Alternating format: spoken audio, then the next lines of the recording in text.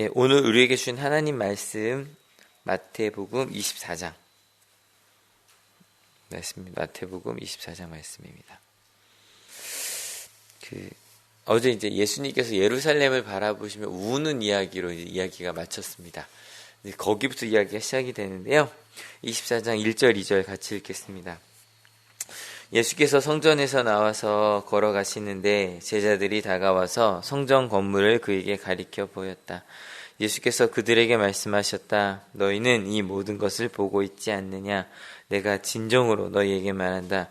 여기에 돌 하나도 돌 위에 남아있지 않고 다 무너질 것이다. 이스라엘 사람들에게는 굉장히 충격적인 얘기입니다. 왜냐하면 이스라엘, 특별히 예루살렘 하나님의 도성은 무너지지 않을 거라고 생각을 했거든요. 근데 그게 무너질 거랍니다. 당연히 이런 걸 물을 수밖에 없겠죠. 3절, 4절 같이 읽겠습니다. 예수께서 올리브산에 앉아 계실 때에 제자들이 따로 그에게 다가와서 말하였다. 이런 일들이 언제 일어나겠습니까? 선생님께서 다시 오시는 때와 세상 끝날에는 어떤 징조가 있겠습니까? 우리에게 말씀해 주십시오. 예수께서 그들에게 말씀하셨다. 누구에게도 속지 않도록 조심하여라. 예수님께서 그들에게 일단은 좀 동문서답 같지 않으세요? 그죠? 언제 이런 일이 있겠냐고 물어봤는데 대답은 속지 말라고 이야기를 합니다. 성전은 유대인들에게 자랑이고 자존심이었습니다. 실은 이 마가복음에 보면 제자들이 이렇게 말하는 얘기가 나와요. 선생님 보십시오. 얼마나 굉장한 돌입니까? 얼마나 굉장한 건물입니까? 라고 물어보는 부분이 나오거든요. 근데 그게 무너진다는 겁니다. 여러분 어떠세요? 우리가 이건 절대 무너지지 않을 거라고 생각하는 거 혹시 있으세요? 이건 절대 무너지지 않을 거야. 예를 들어 모르겠어요. 신앙인들이 나는 이 믿음은 무너지지 않을 거야라고 생각할 수도 있고요. 그죠? 나는 이 믿음 흔들리지 않아. 혹은 자녀들은 그런 거 있죠. 부모님들은 절대 흔들리지 않을 것 같은. 그래서 부모님이 아프기만 해도 저도 이제 고등학교 때 아버지가 아프셨기 때문에 어머니는 쭉 아프셨어서 쭉 아프시면 그걸 잘 몰라요. 그냥 나중에 이게 되게 아픈 거였구나 나중에 알게 됐거든요. 근데 아버지 처음에 암 수술하실 때 충격이죠. 이게 그러니까 아이들 생각에는 저도 큰일 났다. 어떻게 되지 앞으로? 나 아직 고등학생인데 이런 생각할 수 있었거든요. 실은 가정도 마찬가지고 회사도 마찬가지죠. 회사를 다니다가 내가 회사에 잘릴지도 모른다. 아니면 회사가 무너질지도 모른다. 가장 두려운 일이죠. 절대 무너지면 안 되는 것이 언제 무너질 거냐고 물어봤단 말이에요. 근데 거기에 대한 예수님의 답이 속지 말라는 거예요. 그리고 나서 그 무너짐에, 그러니까 우리가 가장 두려워하는 것들, 아무거나 하나 떠올려주세요. 이건 절대 무너지면 안 되는데 이게 무너지려고 그래요. 무너질지도 모른대요. 그걸 일단 물어봤는데 거기에 대한 예수님의 답입니다. 예수님께서 이런 일들이 있을 거라고. 실은 24장의 주제는 굉장히 단순하거든요. 마지막 무너짐에 대한 이야기예요. 12절 같이 읽을게요. 마태복음 24장 12절입니다. 그리고 불법이 성하여 많은 사람의 사랑이 식을 것이다. 일단 마지막 때 사랑이 식어버릴 거라는 거예요. 저희가 아까 그래서 그 찬양 부른 건데, 사람과 사람들이 서로 미워하기 시작해요. 근데요, 우리가 볼 때 큰일 났다. 만약에 사랑하는 부부가 만약 사랑이 식으면 어떡하지? 만약에 부모 자녀 사이에서도 엄마가 아빠가 애들이 제일 무서워하는 게 엄마 아빠가 날 떠나는 거잖아요. 그럼 어떡하지? 실은 부모도 마찬가지죠. 아이가 빨리 이거 멈췄으면 좋겠다는 얘기 가끔 하시잖아요. 왜냐면 여기 좀 크고 나면 이제 나 떠날까 봐. 멈췄으면 좋겠다 그러는데 그러면 어쩌지? 라고 했는데 13절 14절 같이 읽어볼게요. 그러나 끝까지 견디는 사람은 구원을 얻을 것이다. 이 하늘의 복음이 온 세상에 전파되어서 모든 민족에게 증언될 것이다. 그때야 끝이 올 것이다. 마지막 때가 오는데 정말 무너질 거라는 거예요. 우리가 정말 소중하게 여기는 게 무너지는데 사랑이 식어버리는 그 상황과는 반대로 바로 그때 같은 시간에 하나님의 복음이 증거될 거라는 거예요. 아까 저희가 불렀던 찬양 한번 생각해 볼까요? 세상 모두 사랑 없어 냉랭함을 아느냐, 곳곳마다 사랑 없어 탄식 소리뿐일세. 근데 바로 그때 바로 그때 뭐가 필요하냐면 악을 성케 만들고 모든 소망 채우는 사랑 얻기 위하여. 그들에게 필요한 건 진짜 사랑이고 그 사랑이 없어서 그들이 그렇게 됐다는 거예요. 사랑 없는 까닭에 사랑 없는 까닭에. 세상이 아무리 언제 무너질지 너희는 상관없이, 그럼 우린 뭘 해야 되냐면 기갈 중에 있는 영혼 사랑받기 원하며 아이들도 소리 질러 사랑받기 원하네. 저희 소리 들을 때 가서 도와줍시다. 만민 중에 나가서 예수 사랑 전하세요. 예수 사랑 전하세요. 예수 사랑 전하세요. 계속 반복되잖아요. 사랑이 없는 그때 우리가 해야 될 건 딱 하나밖에 없어요. 바로 뭐냐면 예수님께서 우리에게 명령하신 사랑을 하는 일이에요. 실은요, 기독교 역사상 이 마태복음 24장에서 언제 세상이 무너질지를 사람들은 찾아내려고 했어요. 준비하려고. 그때가 되면 뭐 내가 그때부터 좀 다르게 살려고. 그런데 이 예수님은 그걸 물을 때마다 항상 이렇게 말씀하세요. 36절 같이 읽겠습니다. 그러나 그날과 그 시각은 아무도 모른다. 하늘의 천사들도 모르고 아들도 모르고 오직 아버지만이 아신다. 그때가 언젠지 알려고도 하지 말라는 거예요. 왜냐하면 나도 모르니까. 예수님 모르는데 우리가 어떻게 알아요? 우리가 해야 될 일은 딱 하나예요. 사랑하는 일이에요. 사랑이 식어버린 세상에 오히려 예수님의 복음을 증거하는 것. 게다가 다시 말하면 여러분, 마지막 날이 돼요. 우리 기독교인은 마지막 날이 어떤 날이에요? 왜 세상 사람들이 마지막 날을 두려워할까요? 왜? 많은 사람들이 휴고 막 이런 얘기 나오는 거죠. 그죠? 세상이 무너질 거라 그래요. 하지만 우리 크리스천들에게 마지막 날은 어떤 날일까요? 예수님이 오시는 날이에요. 회복되는 날이에요. 근데 크리스천들도 그날이 무서워요. 왜요? 우리도 하나님 앞에 심판받을 짓을 하고 살고 있거든요. 그 페니 크로스비라고 하는 시각장애인 가수가 있어요. 찬송가에 굉장히 많이 들어있어요. 그분 찬양이. 근데 그분이 그런 얘기해서 왜 시각장애 전에 한 몇 년 전에 한번 얘기했던 것 같아요. 그 병이 났는데 말도 안 되는 약을 갖다 준 거예요. 항상 미국도 옛날엔 뭐 가난했잖아요. 그러니까 그냥 의원 노릇하던 사람이 말도 안 되는 약을 줬는데 그 약을 눈에 부어서 눈이 멀어버렸어요. 얼마나 억울해요. 그냥 열병이었대요. 근데 그새 무슨 얘기를 했냐면, 내가 시각장애인에서 가장 좋은 게 뭐냐면 내가 가장 먼저 보는 얼굴이 예수님이시라고. 난 얼굴 하나도 못 봤는데 내가 나중에 죽고 난 다음에 딱 보는 모습이 예수님일 거니까 자기는 그게 너무 기대가 된다는 거예요. 여러분, 예수님께서 오시는 날, 그 마지막 날 우리는 기다려야 되는 날이 아닐까요? 근데 왜 자꾸 그 재림의 때를 얘기하는 이단들이 생기는 걸까? 38절 39절 같이 읽을게요. 홍수 이전 시대에 노아가 방주에 들어가는 날까지 사람들은 먹고 마시고 장가가고 시집가며 지냈다. 홍수가 나서 그들을 모두 휩쓸어 가기까지 그들은 아무것도 알지 못하였다. 인자가 올 때도 그러할 것이다. 이유는 간단해요. 먹고 마시고 장가가고 시집가고 자기들이 하고 싶은 일을 하고 싶어서 그래요.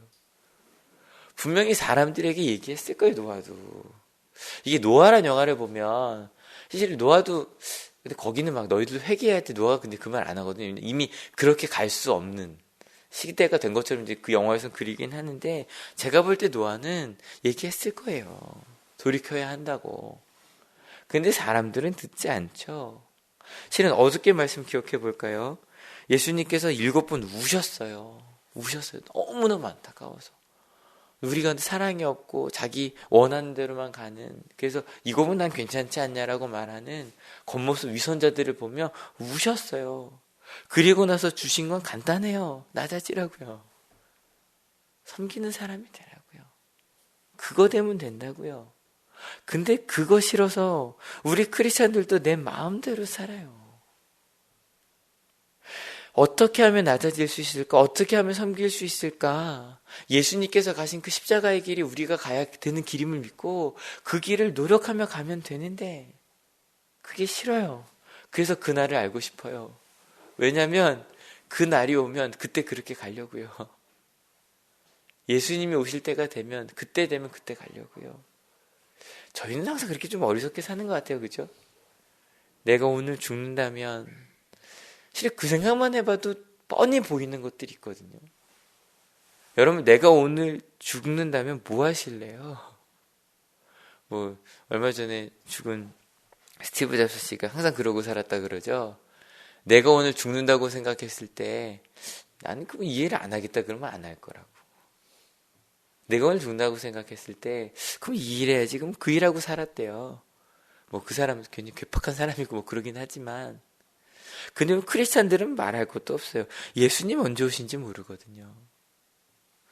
여러분, 어릴 때 부모님 어디 여행 가면요 때로 편해요.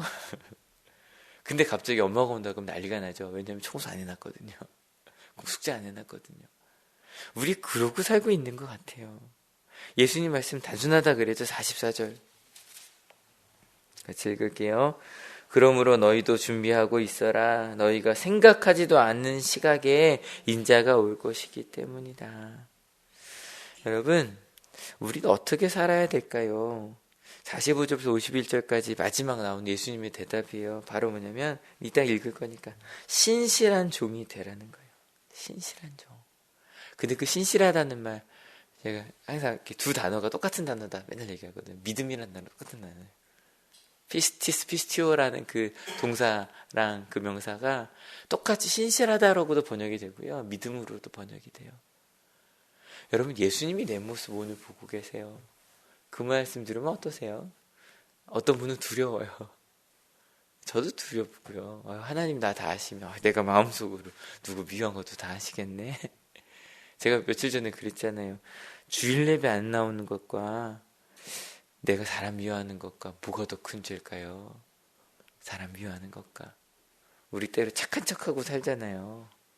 신실한 사람은 누구냐면 하나님 앞에서 사는 사람이에요. 하나님 앞에서 사는 사람은 항상 두 가지 모습을 보여요. 첫 번째, 내가 하나님의 말씀대로 살지 못한다는 걸 알아요. 항상 그걸 하나님 앞에, 하나님 제가 죄인이라는 걸 알고 살아요. 근데 두 번째, 그런 죄인을 하나님이 사랑하신다는 걸 알고 살아요. 이게 우리 크리스찬들의 놀라운 점이에요. 어깨에 힘주지 않아도 되고요. 예수님 나 사랑하시니까. 난 두렵지만 예수님 나 사랑하시니까.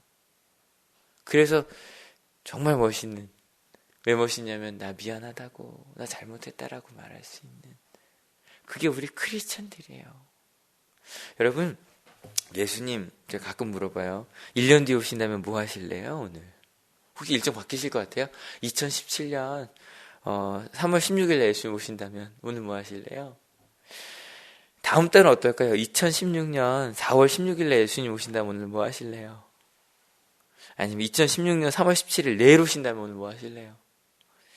만약에 예수님께서 여기 교회 문 밖에 계셔서 저희 기도 끝나고 나가면 계세요. 여러분 뭐 하실래요? 여러분, 근데 아무리 예수님 오늘 오신다 그래도 우리가 100% 완벽한 사람은 될 수 없어요.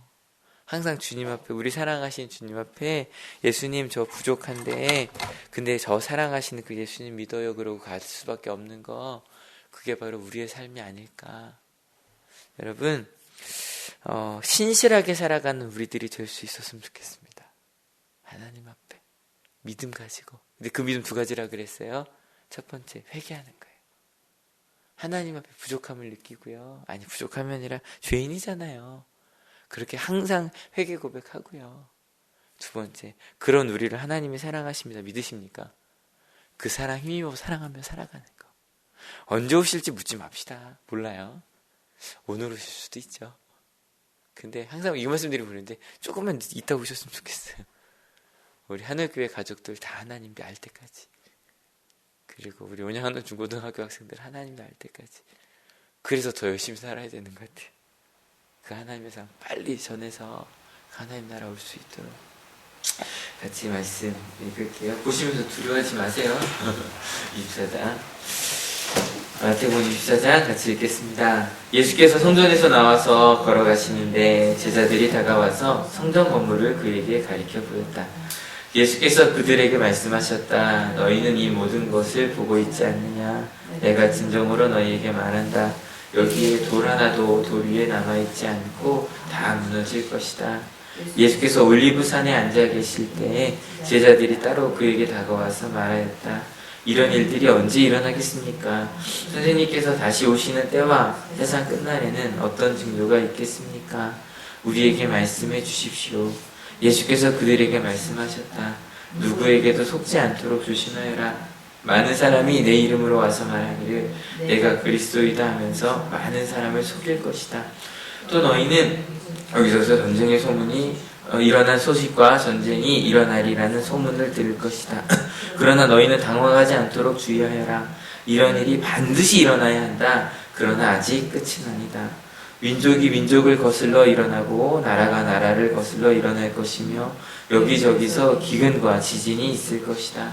그러나 이런 모든 일은 진통의 시작이다. 그때 사람들이 넘겨줄 것이며 너희를 죽일 것이다. 또 너희는 내 이름 때문에 모든 민족에게 미움을 받을 것이다.